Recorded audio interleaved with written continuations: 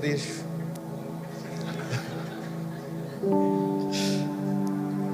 E como texto base eu gostaria de ler o capítulo 126 do livro de Salmos. E eu abro um parêntese aqui para ensiná-los acerca de algumas coisas. Eu sei que isso é muito pequeno, mas se nós podemos fazer da maneira certa, por que não fazermos? Eu sei que a gente tem o costume de nos referir às pequenas porções que são denominadas como versículos e versos, a todas as pequenas porções que nós encontramos na Escritura. Mas isso é um erro, porque apenas poemas possuem versos. Faz sentido para você? Então apenas 5 livros da Escritura que são classificados na categoria de livros poéticos que possuem versos. Então eu vou ler todos os versos do capítulo 126 do livro de Salmos. E na versão revista e atualizada a Escritura diz assim: quando o Senhor restaurou a sorte de Sião, ficamos como quem sonha. Então a nossa boca se encheu de riso e a nossa língua de júbilo. Então entre as nações se dizia: grandes coisas o Senhor tem feito por eles. Com efeito, grandes coisas fez o Senhor por nós, por isso estamos alegres. Restaura, Senhor, a nossa sorte, como as torrentes no Neguebe. Os que com lágrimas semeiam, com júbilo ceifarão. Quem sai andando e chorando enquanto semeia, voltará com júbilo trazendo os seus feixes. Quem sai andando e chorando enquanto semeia, voltará com júbilo trazendo os seus feixes. E aí você pode se perguntar o seguinte, contextualmente: quando é que foi, ou baseado em que o salmista faz esse relato?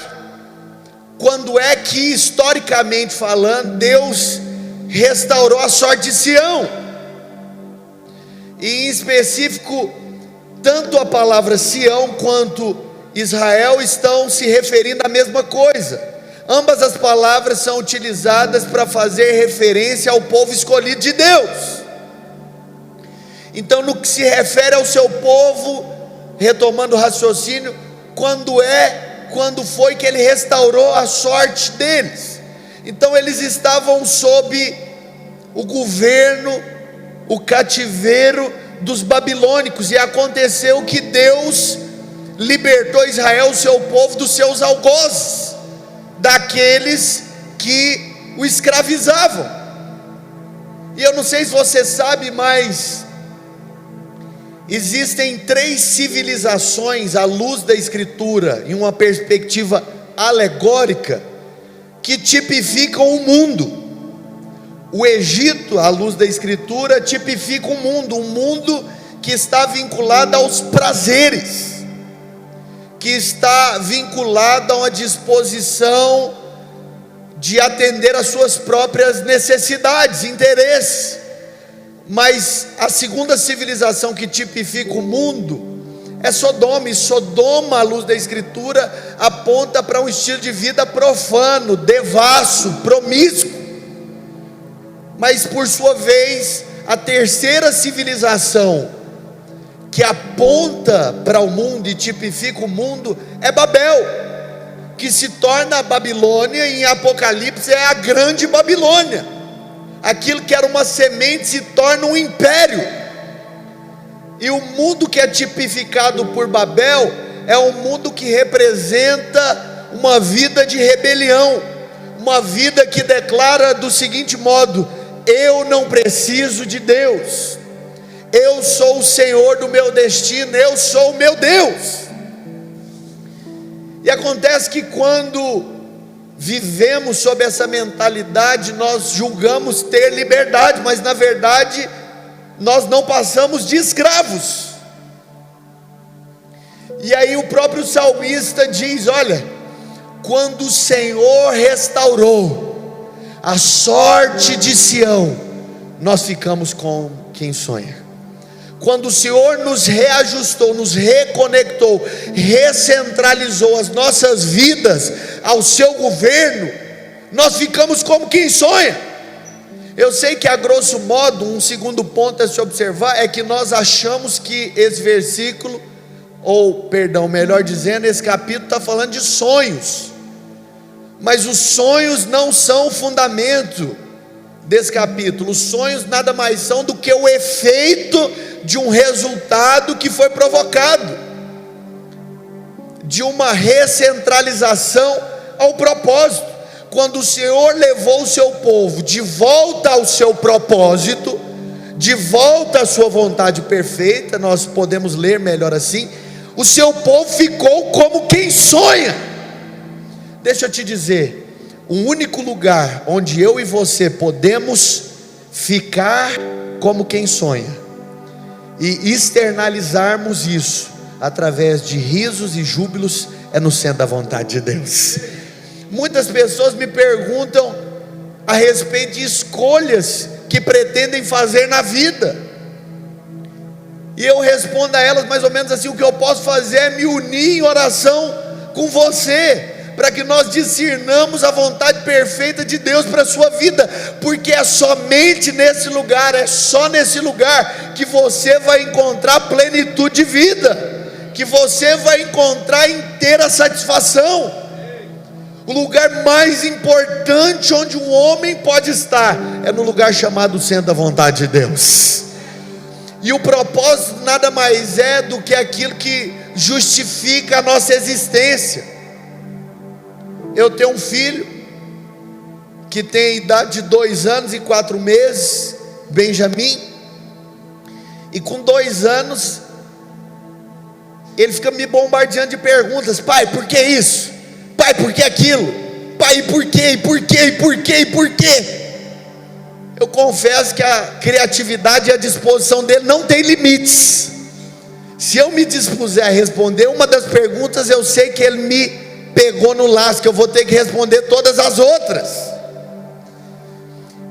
Ele na verdade está querendo encontrar justificativa, que traz propósito e significado e relevância, por consequência, a algumas ocupações que ele possui. Mas sabe de uma coisa? Todos nós passamos por essa fase, e talvez essa fase dos porquês não se restrinja apenas à infância, mas ela se estenda a outros períodos da nossa vida. Isso faz sentido para vocês? Eu não apenas quando criança, mas mais ou menos ali na transição da adolescência para a juventude, parei em um determinado momento e perguntei, eu falei: Deus, por que é que eu existo? Na ocasião eu estou em meio a uma geração, a sociedade composta por mais de 6 bilhões, eu sei que hoje nós temos mais de 7, é porque na ocasião em que eu fiz esse questionamento, nós não havíamos chegado a esse número. Mas por que, Deus? Estou fazendo questão de explicar, porque tenho certeza que alguém ia parar para me corrigir. Por que eu existo? O que é que me faz diferente dos demais? Porque eu acredito, como diz a Escritura, que o Senhor nos criou de modo assombrosamente maravilhoso, e que a compreensão dos teus desígnios é elevada demais para mim. Eu não posso compreender, mas por que eu? O que é que me difere da Jordana? O que é que me difere da Ana Lídia, da Jéssica, de todo mundo? E eu confesso que mesmo tendo feito esse questionamento ainda na adolescência, tempos se passaram sem que eu recebesse uma resposta conclusiva, aquilo que acalentasse o meu coração, que trouxesse esse sentimento de completude. E por que eu estou insistindo e sendo enfático nisso? Porque muito provavelmente existem pessoas aqui nessa noite que ainda não tiveram a resposta desse questionamento. Mas o Senhor nos criou, nos projetou para viver muito mais do que a nível biológico, para nascer, crescer, reproduzir e morrer. Eu acredito que Ele nos criou para o cumprimento de um propósito que só nós podemos realizar. que só nós podemos fazer. Então, em outras palavras, não querendo ser apelativo, o mundo está aguardando uma resposta que só eu e você podemos dar. E é por esse motivo que nós precisamos ter uma experiência de revelação e de olhos abertos. Eu e você, como filhos nascidos de novo, devemos ao mundo um encontro com Deus. Eu dou graças a Deus porque Ele não criou a todos para serem pastores, pastrizes, apóstolos, apostilas. É na sua ocupação, às vezes, numa esfera tida como secular, que Deus quer se mover, que Deus quer se manifestar. Eu estava falando com alguns membros da nossa liderança antes do começo do culto. Eu falei: olha, o desejo do meu coração, nós estamos no início de um outro ciclo, de um novo ano, de uma nova década. Não é por preencher a vida da igreja de inúmeras atividades, mas por canalizar todas as atenções a esse ponto, para nos levar a viver a plenitude do que Deus tem para nós. Porque para nós que nascemos de novo, já não é uma questão de termos que fazer, termos que conquistar, é só uma questão de acessar. E na semana eu estava me questionando: Deus, será que eu tenho acessado tudo que o Senhor tem para mim? Será que eu tenho usufruído de tudo quanto a obra da cruz me contempla? Porque eu não quero viver aquém daquilo que foi provisionado e colocado à minha disposição. Eu sei que existe mais. E eu até mesmo, trabalhando nesse raciocínio, eu conversava com a minha esposa. Nós não tínhamos dimensão da proporção que o trabalho tomaria.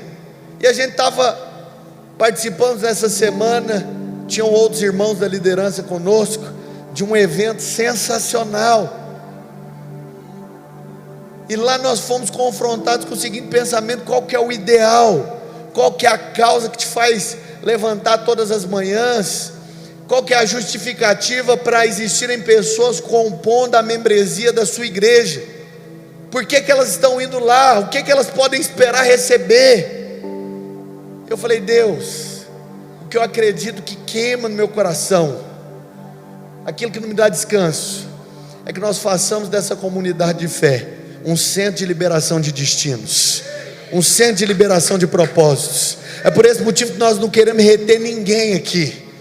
Sabe qual que é o lugar onde você deveria congregar? É o lugar onde você tem liberdade para chegar e você tem a liberdade para sair. Você não é preso para nada. Eu falei: eu quero que as pessoas cheguem aqui e se sintam livres para voar, se sintam livres para alçar os voos, para responder à vocação que elas receberam de Deus. Eu louvo ao Senhor, porque eu acredito que daqui Deus vai levantar pessoas para a política, pessoas para a educação, pessoas para a área da saúde, da fisioterapia, da enfermagem, da medicina, para as ciências exatas, humanas. Pessoas que não apenas vão replicar pensamentos e ideais de outra, embora possam usá-los como algo que os norteie, mas que vão desenvolver novas tecnologias, que vão ser criativos na publicidade, na propaganda, que vão fazer diferença. Mas o primeiro ponto que nós podemos observar, tendo pintado esse pano de fundo, é que só o Senhor pode nos restaurar. E aí eu te faço uma pergunta: quando é que Deus restaurou sua sorte?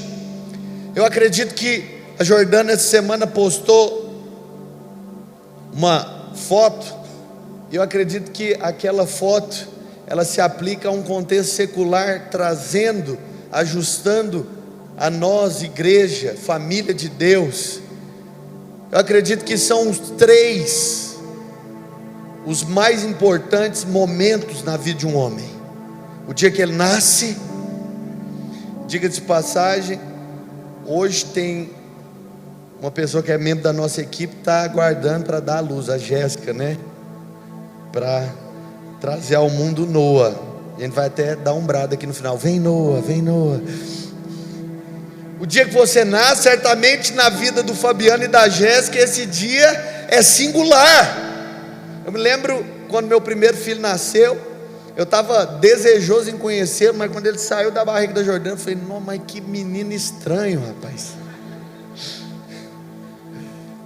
É porque você imagina um monte de coisa, e eu não imaginava como ele veio, mas graças a Deus, quem vê o Benjamin aí, sabe que ele é bonito mais do que o pai, graças a Deus. Mais bonito que o pai, ué. Tadinho de mim. Mas o segundo momento para nós que nascemos de novo, tem grande importância, é o dia que nós nascemos de novo. Quando nós nascemos de novo, parece que o mundo passa a ter mais cor. Quem aqui tem problema de visão sabe do que eu estou falando. É como se você estivesse sem um óculos e você colocasse o óculos. Você fala, uau, eu era cego e agora eu vejo. Eu posso enxergar a vida por uma outra perspectiva. Agora não existem impossíveis, não existem limites. Eu sou filho, mas eu sou herdeiro.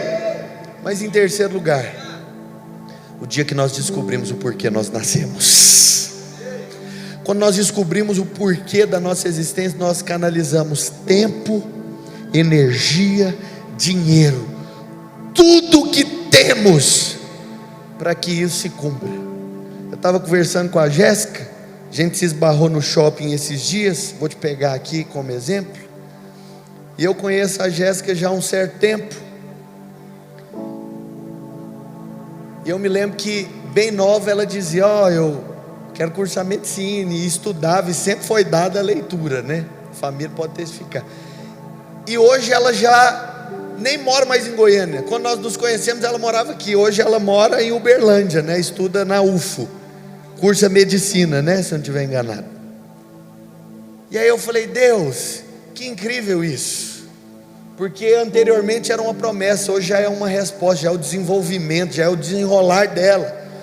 E aonde eu quero chegar? Quando você descobre o porquê você nasceu, você não fica cheio de medos ou de achismos sobre o sacrifício e o preço que precisa ser pago para que aquilo se cumpra. Eu preciso abrir mão, mesmo que de modo temporário, da minha família, eu vou fazer. Eu preciso me privar dos benefícios que teria estando em casa, eu vou fazer. Eu preciso me dedicar 6 anos e depois fazer de 2 a 4 anos de residência, eu vou fazer. Eu tenho uma missão e eu não vou parar.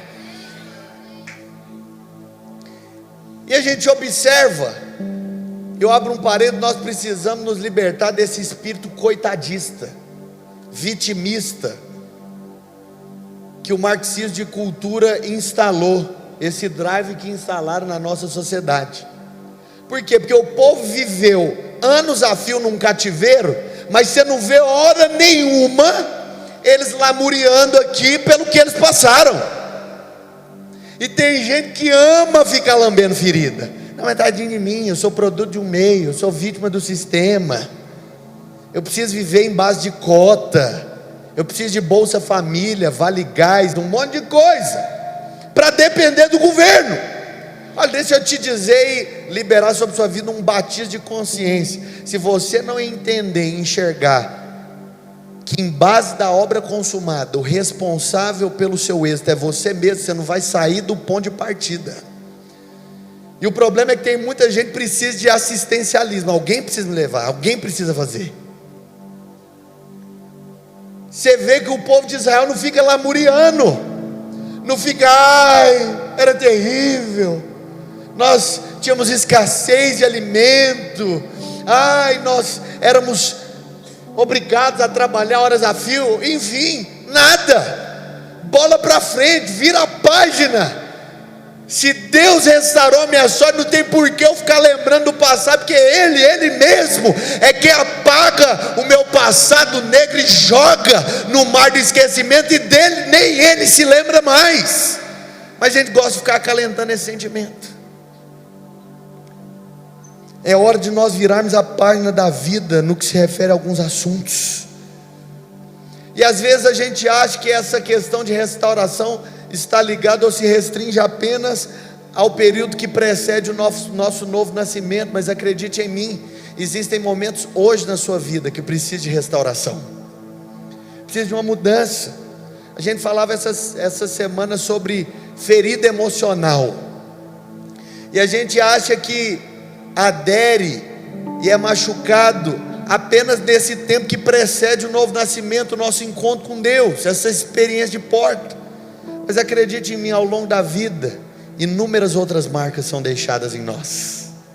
Meses depois nasci de novo. Às vezes foi um líder, às vezes foi um relacionamento, às vezes foi a ruptura do casamento, do matrimônio dos seus pais. Eu conversava com um jovem dias atrás, e eu falava com ele, falava: mano, por que você está vivendo essa vida de escassez, sendo que existe um banquete preparado para você? E aí ele foi e falou: não, é porque há algum tempo atrás algumas pessoas me feriram. Eu falei: e aí? Você vai viver até quando? Você vai ficar parado aqui, estacionado na vida, esperando alguém te assistir ou fazer alguma coisa por você? Eu falei: levanta daí, meu irmão, sacode a poeira e bola para cima, bola para frente. É interessante que a palavra sorte no original significa voltar-se para Deus, ou voltar-se para o seu propósito.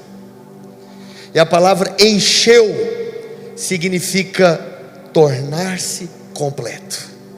Quando nós nos voltamos para o Senhor, nós encontramos o seu propósito, e somente no seu propósito nós nos tornamos completos.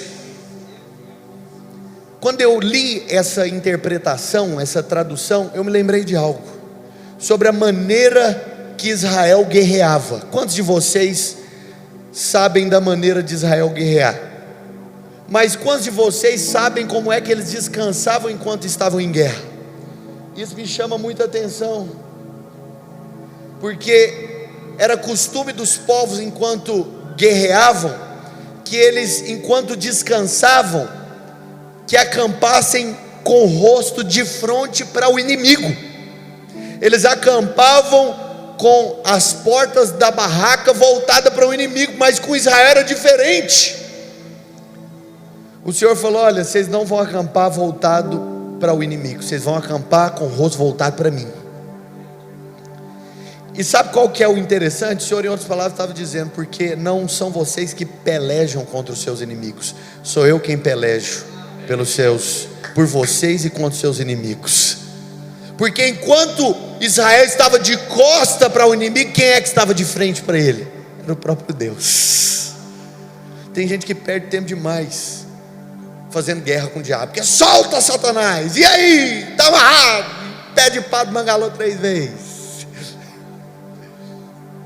e esquece daquilo que é o mais importante, que é o Senhor. Quando o Senhor restaurou a sorte, o povo pôde ficar como quem sonhava.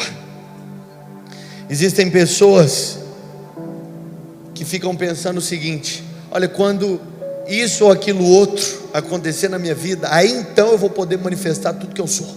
O dia que eu tiver uma oportunidade, rapaz, aí o mundo vai ver. O dia que jogar esse microfone na minha mão, rapaz, eu vou deitar. Pois é, essa pessoa muito provavelmente não entendeu, porque você não precisa esperar algo acontecer, porque na verdade isso já aconteceu na sua vida. Você pode ser uma bênção onde você está, você pode manifestar quem Deus te chamou para ser, independente da situação que aconteça na sua vida. Quando Deus me prosperar, eu vou ser generoso. Pois é, Deus muito provavelmente nunca vai te fazer generoso. A mentalidade de quem vive a escassez é a seguinte: quando eu tiver eu vou dar. Mas a mentalidade daquele que tem entendimento da prosperidade é o seguinte: eu vou dar, porque eu sei que quando eu dou, eu sou abençoado, eu sou próspero. Mas o segundo ponto que nós podemos observar aqui é o seguinte: a restauração é contínua. Existiu um clamor do salmista que dizia assim: Senhor, restaura a nossa sorte como as torrentes do Neguebe. O Neguebe é o maior deserto de Israel, fica nas regiões da Judéia. E o que acontece quando os rios que descem pelas colinas que estão à sua volta desgelam? Muita água é liberada, E o que acontece? Aquelas águas se transformam em um oásis no deserto. A gente percebe que no primeiro instante o salmista está fazendo um relato de algo histórico que aconteceu, mas num dado momento ele se posiciona e toma aquilo como pessoal, e usa daquilo como um clamor: Senhor, restaura a nossa sorte, como as torrentes do Negueb. Eu sei que o Senhor já fez no passado, mas o Senhor pode fazer de novo. Existe muito mais. E o grande X da questão é que muitas vezes nós nos contentamos com a piscina, sendo que existe um oceano todo à nossa disposição. Nós nos contentamos com pouco, sendo que existe muito mais à nossa disposição. E por que isso acontece? O apóstolo Paulo, ele é enfático em dizer que muitas coisas não são desfrutadas, nós não usufruímos delas por falta de revelação, e é por esse motivo que ele orava. A oração dele era essa: Senhor, que o Senhor nos conceda espírito de revelação, espírito de sabedoria, porque com revelação nós vamos ter pleno acesso ao Filho de Deus. A Escritura diz assim, em Gálatas capítulo 4, verso 1, versículo 1: digo, pois, que durante o tempo em que o herdeiro é menor, em nada difere do escravo, posto que é ele senhor de tudo. Ele é filho, mas é imaturo. O filho, enquanto menor, até à luz do próprio direito brasileiro, eu tenho um jurista aqui à minha frente, tenho outros à minha volta, enquanto ele é menor, ele não pode usufruir de todo o patrimônio que foi deixado. Por quê? Porque ele é criança. Quantos filhos nós temos aqui nessa noite? Levante sua mão para eu saber. Filhos de Deus. Quem está comigo aqui? Vou dar outra oportunidade, baixa a mão. Quantos filhos de Deus nós temos aqui nessa noite? Glória a Deus, aleluia, shabalaias. Mas no grego a palavra filho tem duas interpretações. Nós temos o filho ruios, que é o filho maduro, e o filho tecnon, que é o filho imaturo. O original está dizendo: o filho imaturo, enquanto não tiver revelação, em nada se diferirá do escravo, mesmo sendo ele senhor de tudo. Muitas vezes nós estamos apenas nos contentando só com a quitação do boleto. Ele cancelou esse crédito de dívida, ele pagou a dívida, cravou no madeiro e triunfou e expôs a vergonha. Só que Deus não só pagou os seus boletos, Ele te deu um cartão sem limites, Ele te deu um cartão infinity. Não é só uma questão do perdão e da justificação, é uma questão agora que Ele nos empodera, nos desperta para usufruir de tudo que Ele tem. Tudo que é de Deus é seu também, é meu também. Agora a diferença está na postura que eu tenho em relação a isso. Deus não enviou o seu Filho apenas para perdoar pecados, Ele enviou o seu Filho para nos introduzir em uma vida que não existem limites. Me responde uma coisa: o que você faria se em sua vida financeira não existissem limites? O que aconteceria se para o seu desenvolvimento intelectual não existissem limites? O que aconteceria que no que se refere ao seu desenvolvimento natural, a sua capacidade de empreender, não existissem limites? Pois bem, Deus me criou e Deus te criou para vivermos uma vida onde não existem limites. A palavra de Deus fala: eis que o povo é um e todos têm a mesma linguagem. Isto é apenas o começo, a obra do Calvário é apenas o começo, e agora não haverão limites para tudo aquilo que nós intentarmos fazer. Essa é a verdade. Agora nós viemos, e acredite em mim, a própria influência cultural brasileira nos empobrece, porque a gente está satisfeito com a quitação do boleto. O boleto está pago, está tranquilo. Tem gente que trabalha e vive só para pagar a conta. Mas Deus não quer te criar, não te criou, te projetou para viver pagando conta. Ele te criou para viver vida, e vida em abundância. Mas você percebe? O povo se indigna e acontece um romper, uma liberação. Restaura, Senhor, a nossa sorte. O que é que precisa ser restaurado? O que no que se refere à sua mentalidade precisa ser mudado? Nós percebemos que Deus se coloca como Deus de Abraão, Isaac e Jacó, porque Ele está dizendo, em outras palavras, eu tenho uma história.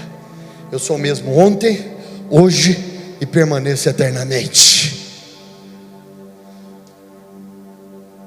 Que Deus pode fazer, nós sabemos. Às vezes o questionamento é o seguinte: será que Ele quer fazer na minha vida? Porque a nossa mente é velha. A gente fica pensando, não, fulano mereceu, fulano estudou, fulano fez um monte de coisa. Pois é, a mesma capacitação que ele recebeu, você recebeu também. O problema é o que você tem feito com aquilo que você recebeu. A palavra de Deus fala no Evangelho de Mateus que o Senhor distribuiu talentos a algumas pessoas. Ao que deu 5, Ele multiplicou e se tornaram 10. Ao que recebeu 2, multiplicou e se tornaram 4. Mas ao que recebeu 1, Ele pegou e enterrou e falou: rapaz, se alguém me roubar o que Deus me deu, quando Deus chegar aqui, Ele vai me chamar na regulagem. Eu não entendia quem era Deus. Ele falou: vou enterrar. O Senhor chega e pergunta: e aí? Os primeiros 2 falam: tá aqui, multipliquei em dobro. E o seu? Ao que receberão: Senhor, eu enterrei, porque eu sei que o Senhor colhe onde não semeou e ajunta onde não espalhou. Toma aqui o que é teu. E o Senhor vai falar e disse a ele, falou: meu irmão, se fosse para fazer isso, eu tinha colocado nos bancos, porque até os bancos multiplicam recursos. Eu sinto da parte de Deus, problema de alguns estarem vivendo uma vida tendo por base uma mentalidade cauterizada, uma vida estagnada, paralisada, é porque, em primeiro lugar, ainda não conheceram a Deus. Vocês conheceram ao Deus da religião. E em segundo lugar, porque estão desvalorizando aquilo que receberam da parte de Deus. Porque você olha para o outro e fala: o que o outro recebeu é muito, mas o que eu recebi é pouco. Mas eu quero te dizer que o pouco que está nas suas mãos é muito nas mãos de Deus. Pode ser pouco nas minhas e nas suas mãos, mas nas mãos dele se torna muito.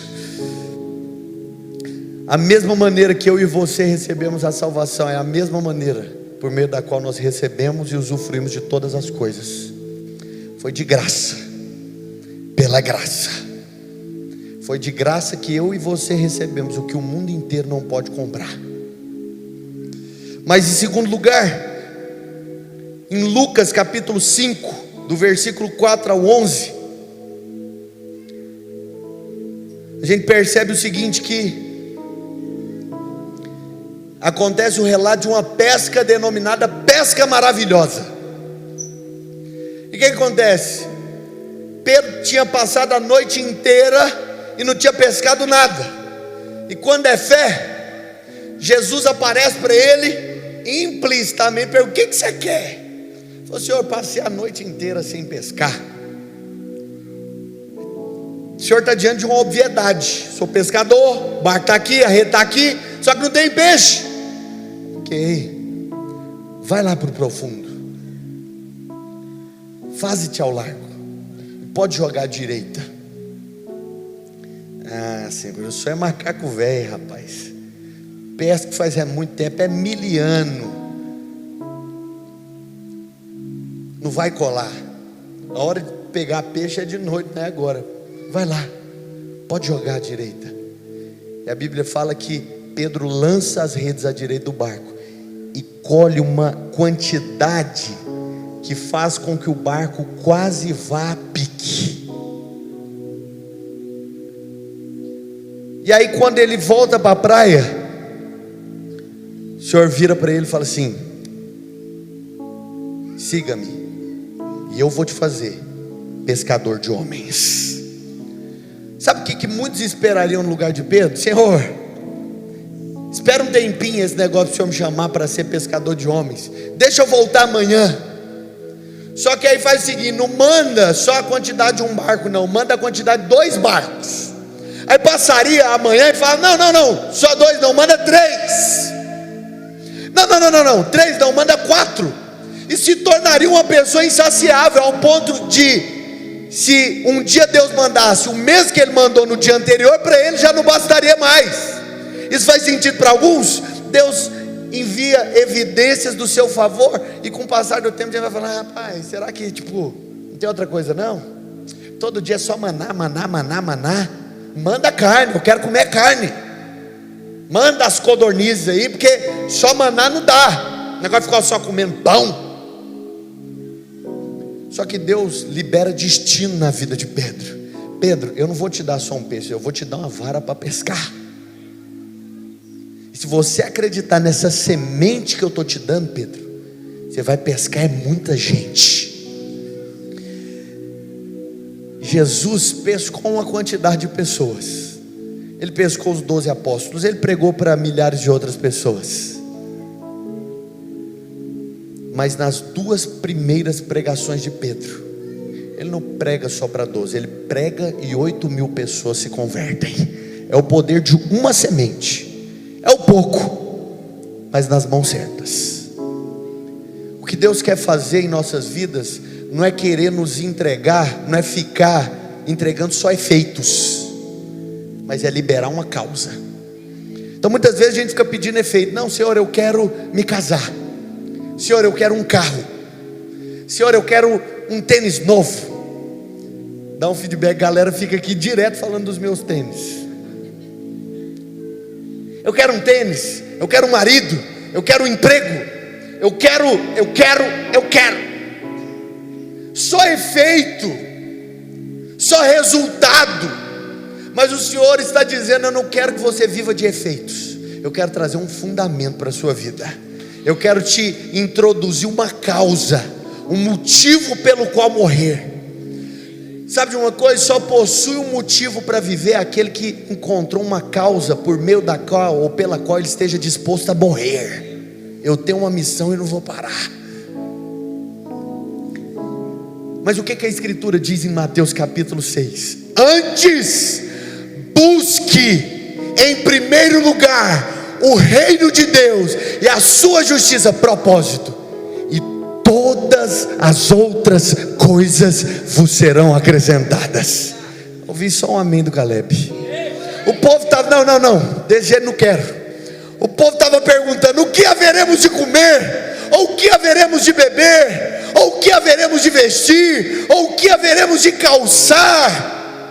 Jesus responde para eles: olha, as aves não ajuntam, os lírios não tecem nem fiam, contudo, nem mesmo Salomão, com todo o seu esplendor e glória, se vestiu com tamanha formosura. Mas agora, depois de ter falado tudo, eu quero que seus olhos se abram para isso. Busquem em primeiro lugar o reino de Deus e a sua justiça, e o casamento, a bênção, o carro, a casa vos serão acrescentados. Quando eu e você estamos conectados na fonte, estamos conectados ao propósito, todas as coisas vêm ao nosso encontro. Tudo. Eu posso falar para vocês com toda a liberdade do mundo, eu não fico orando e pedindo a Deus para me dar as coisas. Eu só desejo no meu coração. Quando eu desejo no meu coração, eu falo: foi o Senhor que plantou. Quem me conhece sabe, eu sou desapegado da vida. Acredite em mim. Mas eu percebo algo, foi Deus quer me dar. Pode me dar, Senhor, eu quero receber. Pode me dar, é o que o Senhor tem para mim? Então eu quero tudo que o Senhor tem para mim. Sabe, Deus quer tirar de nós uma mentalidade de provisão, para colocar em nós uma mentalidade de abundância. Tirar uma mentalidade de escassez por uma mentalidade de abundância. Não é só uma questão de ficar pedindo milagres, é uma questão de nos tornarmos agentes de milagres. No deserto, o povo ficava pedindo maná, e quando enjoava, pedir as codornizas. Mas quando eles foram colocados na Canaã, que não fala do céu, mas da vida abundante, Deus não mandou mais maná, Deus não mandou mais codorniz. Ele falou: eu vou colocar vocês numa terra que mana leite e mel. Eu não quero que vocês vivam de milagres. Hoje eu os estou levantando para que vocês se tornem agentes de milagres. Não é questão de você virar para o seu chefe e falar: me dá um aumento de salário. Não, é uma questão do seguinte: não é você que tem para me dar, é eu que vou liberar sobre a sua vida. É eu que vou transmitir nesse lugar. E o deserto vai se tornar uma terra fértil, e o lugar árido vai se tornar um manancial cujas águas nunca faltam. Mas em terceiro lugar, e o pessoal da adoração pode vir, você pode ter chorado, mas voltará com júbilo. Deixa eu te dizer algo. Se você crê nessa palavra, pega ela para você. As águas virão. E é por esse motivo que o Senhor está nos dizendo: vocês precisam semear. Porque o que acontece? Quando ele clamou, ele tinha uma certeza: os rios vão desgelar, as águas vão passar por aqui. Sabe qual que é o nosso problema? Nós sabemos que Deus vai enviar, mas nós não preparamos o recipiente para conter o que Deus vai entregar. Você está falando que a chuva vai cair, é certo, mas cadê o recipiente? Cadê os poços? Cadê o local onde as sementes foram plantadas? E assim como eu falei na semana passada, Ele liberou uma semente para cada um. Qual e quanto eu não sei, mas sobre cada um Ele compartilhou uma semente. Às vezes nós ficamos parados no passado, mas nós precisamos correr para o futuro. Conta-se uma história, e eu estou acabando, que uma mulher ficava clamando por chuva. Ela vivia em um lugar bastante árido, seco, não chovia a tempo. E aí ela começou, junto com a roda de oração, o pessoal da intercessão da igreja, clamar por chuva. Manda chuva, manda chuva, manda chuva, manda chuva. E aí quando é fé, ela sai na rua com um guarda-chuva. O povo falou: a mulher endoidou, ué. Guarda-chuva? Irmã do corte, por que do guarda-chuva? Nós clamamos por ela. É certo que Deus vai enviar. Nós precisamos nos preparar para recebê-la. Deixa eu te dizer, Deus vai enviar chuva, mas é hora de eu e você nos prepararmos para recebê-la. É hora de eu e você nos prepararmos para conter o que Deus nos prometeu. Eu creio que nesse primeiro ciclo da Dínamos em Goiânia, como eu já falei, vocês vão perceber que eu não mudei o discurso. Deus vai fazer novas promessas, mas muito mais do que um tempo de novas promessas, é um tempo de concretização de promessas. Passe o tempo que passar, venha o vento que vier, eu estou te esperando. Pode se levantar o mundo inteiro, a oposição, a resistência, chame do que quiser, eu estou esperando a chuva que Ele prometeu. Porque se Ele prometeu, Ele é fiel para cumprir. Ele não é homem para mentir, nem filho do homem para se arrepender. Eu estou esperando a chuva. Sabe uma coisa? Quanto maior é a resistência, é sinal de um nível ainda mais profundo de intensidade, um nível ainda maior de profundidade. Eu acredito que a chuva que virá sobre nós é uma chuva abundante, é uma chuva intensa. Mas deixa eu te dizer uma coisa aqui.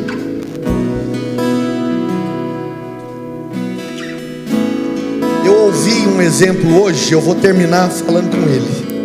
Eu vou falar isso, vocês vão ficar de pé, eu vou concluir e a gente vai orar. Suponhamos que pelo fato de ter falado muito tenha me dado sede. Qual que é a ação natural que deve se desenvolver para que eu sacie a minha sede? Que a minha mão se abra, feche, segure o copo, que eu abra a boca e beba água, não é verdade? Todos os membros do meu corpo, embora sendo distintos, estão recebendo o comando de um mesmo lugar, de um mesmo órgão. É verdade ou não é? Só que o comando que o meu cérebro está dando para cada um é diferente. Suponhamos que haja um diálogo entre os membros do meu corpo, e a mão diga: olha, o cabeça me mandou abrir e depois fechar. E aí a minha boca fala: olha que estranho, ele te mandou por fim fechar, porque agora ele me mandou abrir. E aí esses órgãos, esses membros começassem a discutir: olha que estranho, será que você está ouvindo o cabeça? Porque ele te mandou fechar, mas ele me mandou abrir. Eu acho que você não está conectado ao cabeça não. Eu acho que você não está conectado à fonte correta não, porque são informações divergentes. E por que a gente faz isso? Todos eles estão recebendo a informação correta, só que nós precisamos entender que cada um deles recebeu uma tarefa distinta, uma missão distinta. Às vezes eu abro a minha boca e falo: Deus vai chamar pastores, Deus vai chamar missionários, Deus vai chamar doutores. E para alguns às vezes parece não fazer sentido, porque eles se sentem chamados como adoradores, como engenheiros, como professor. Parece que não é compatível. Vai falar: esse trem aí parece que não faz muito sentido, parece que não tem a ver com aquilo que eu me sinto impelido a fazer. E é justamente isso. Eu acho que é nisso que se manifesta a multiforme graça de Deus, de ter nos criado de maneira distinta, diferente, mas que nas nossas diferenças nós nos completemos. Todos nós precisamos ter uma única preocupação, em estarmos conectados ao cabeça. Em segundo lugar, nós não precisamos ficar procurando um padrão. Tem gente que investe na bolsa e consegue montar uns robozinhos. Eu encontrei um padrão para investir, vai dar certo. E eles ficam tentando encontrar o padrão de Deus. Eu vou pôr aqui, vai subir, prospero, já era. Mas com Deus não existem padrões, não existem constâncias. Mas em terceiro lugar, você precisa entender com clareza o que Deus te criou, o que Deus te chamou para fazer. Deixa eu te fazer uma pergunta: você conhece algum clínico geral famoso? Não, eu conheço um clínico geral que ele é muito famoso. O que ele faz? Ele faz tudo. Conhece algum? Não existem clínicos gerais famosos. Onde eu quero chegar? Você não vai ser bom em tudo. Quem quer ser bom em tudo nunca vai ser bom em nada. O que Deus te criou para ser bom? O que Deus te criou para fazer? Pode ser diferente do que eu faço, mas existe uma coisa que só você pode fazer. Eu quero te convidar a se colocar de pé e eu vou encerrar.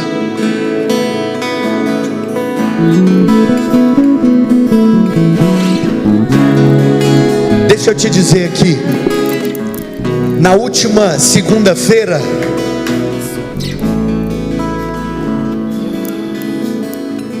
foi celebrada a vida e a morte de Martin Luther King Jr., o autor dessa frase, I have a dream.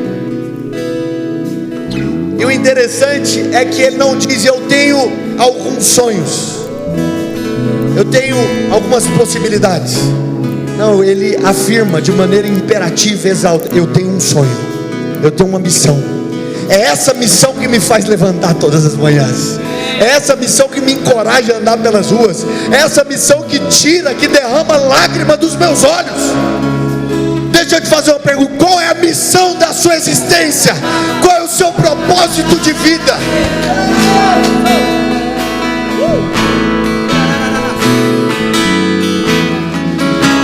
Deixa eu te fazer uma pergunta.